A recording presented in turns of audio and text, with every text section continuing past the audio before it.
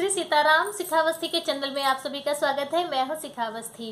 वैशाख मास के शुक्ल पक्ष की एकादशी तिथि जिसे मोहिनी एकादशी के नाम से जाना जाता है। मोहिनी एकादशी वाले दिन भगवान विष्णु की विधिवत पूजा अर्चना होती है और व्रत रखा जाता है।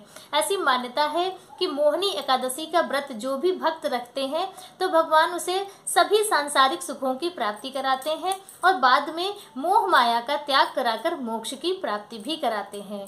तो मोहिनी एकादशी का व्रत कौन से दिन रखा जाएगा, क्या इसका महत्व है और वैशाख मास के यह 5 दिन क्यों इतने ज्यादा महत्वपूर्ण हैं, क्यों इन दिनों को चमत्कारी दिन कहा जाता है, तो इन सब की संपूर्ण जानकारी आज आपको इस वीडियो के माध्यम से प्राप्त होगी। तो चलिए वीडियो की शुरुआत करते हैं। उससे पहले आप सभी से रिक्वेस्ट है कि वीडियो यदि अच्छी लगे, हेल्पफुल लगे तो वीडियो को लाइक करें। चैनल पे यदि पहली बार आए हैं तो चैनल को सब्सक्राइब जरूर कर लीजिए।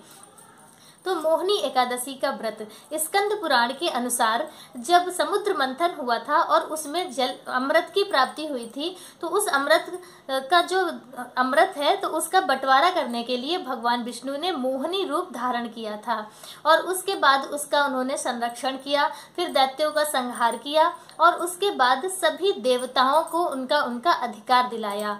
तो यह सभी कार्य एकादशी तिथि से लेकर पूर्णिमा तिथि तक होते हैं।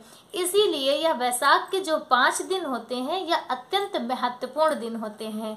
तो सबसे पहले हम यह जान लेते हैं कि एकादशी तिथि कौन से दिन रखी जाएगी। तो उदय तिथि के अनुसार मोहिनी एकादशी का व्रत 19 मई दिन रविवार को रखा जाएगा। एकादशी तिथि प्रारंभ हो जाएगी 18 मई को ही, लेकिन वह दोपहर 11 बजे के करीब प्रारंभ होगी। इसलिए उदय तिथि का मान रखते हुए 19 मई दिन रविवार को मोहिनी एकादशी का व्रत किया जाएगा। वैशाख मास के शुक्ल पक्ष की एकादशी सभी भक्तों को रखनी चाहिए। जो भक्त व्रत रखते हैं तो उन्हें तो कोई बात नहीं, वो रखते ही हैं। जो नहीं रखते हैं उन्हें भी प्रयास करके यह व्रत जरूर रखना चाहिए और यदि किन्हीं कारणों से वह व्रत नहीं कर पा रहे हैं तो उन्हें इस एकादशी पर भगवान लक्ष्मी नारायण की विधिवत पूजा अर्चना जरूर करनी चाहिए और उसके बाद हो सके तो रात्रि में जागरण करें, अखंड घी का दीप जलाएं, सुबह ब्राह्मणों को भोजन कराएं, क्योंकि यह जो एकादशी तिथि से लेकर पूर्णिमा तिथि यह 5 दिन अत्यंत महत्वपूर्ण दिन है। बहुत ही ज्यादा पुण्यों की प्राप्ति होती है इन दिनों में। एक एक शुभ कर्म आपका कोटि कोटि पुण्यों की प्राप्ति कराता है। तो इन 5 दिनों को बिल्कुल भी खाली नहीं जाने देना है, पूरा पूरा लाभ लेना है सभी को। जो लोग वैशाख मास का नियम इतने दिनों से पूरा कर रहे थे उन्हें तो करना ही है, वो लोग करेंगे ही। जिन लोगों ने अभी तक कुछ नहीं किया है तो उन्हें भी अब एकादशी तिथि से पूर्णिमा तिथि तक सभी वैशाख मास के जो धर्म है, जो वह सामर्थ्य अनुसार या अपने समय के अनुसार जितना भी कर सकते हैं जरूर करें, क्योंकि यह अत्यंत पुण्यमय दिन है। एकादशी तिथि को समुद्र मंथन से अमृत की प्राप्ति हुई थी। द्वादशी तिथि को भगवान ने उसका संरक्षण किया और उसका बंटवारा किया था। उसके बाद त्रयोदशी तिथि को जब उस दैत्यों ने अमृत का पान किया तो उनका संहार भगवान नारायण ने किया। चतुर्दशी तिथि को सभी को अमृत का प्रसाद मिला और पूर्णिमा तिथि को सभी देवी देवताओं ने अपने अपने अधिकारों का सबको मतलब सबके अधिकार प्राप्त हुए और सभी की परेशानियां, सारे जो संकट थे वह दूर हुए और भगवान लक्ष्मी नारायण ने सभी को खूब आशीर्वाद दिया था। तो इसलिए यह जो 5 दिन है यह बहुत ही महत्वपूर्ण दिन होते हैं। तो एकादशी तिथि पर हमें क्या क्या कार्य करने चाहिए। स्कंद पुराण के अवंतिका खंड में ऐसा वर्णन है कि शिप्रा में यह जो मोहिनी एकादशी है इसका वो जो है अमृत महोत्सव मनाया जाता है। वहां पर बहुत ज्यादा उत्सव मनाए जाते हैं इस मोहिनी एकादशी का। तो यह जो मोहिनी एकादशी है अत्यंत महत्वपूर्ण एकादशी है। जितनी भी बड़ी एकादशियां होती हैं, देखिए एकादशी हर एक एकादशी अपना महत्वपूर्ण स्थान रखती है, हर एक एकादशी का अपना महत्व होता है। फिर भी जैसे कि वर्ष में कुछ एकादशियां ऐसी होती हैं कि यदि उनका आप यदि व्रत करते हैं तो आपको ज्यादा से ज्यादा एकादशी का पुण्यफल प्राप्त होगा। जैसे कार्तिक मास की एकादशी सभी को जरूर रखनी चाहिए।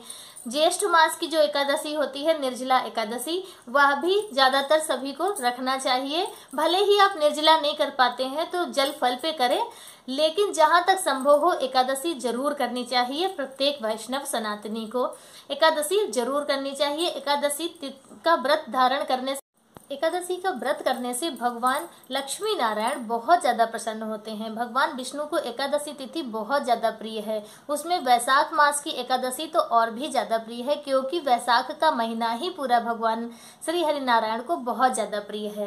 तो इसलिए वैशाख मास की जो मोहिनी एकादशी है यह अत्यंत पुण्यदायिनी एकादशी है।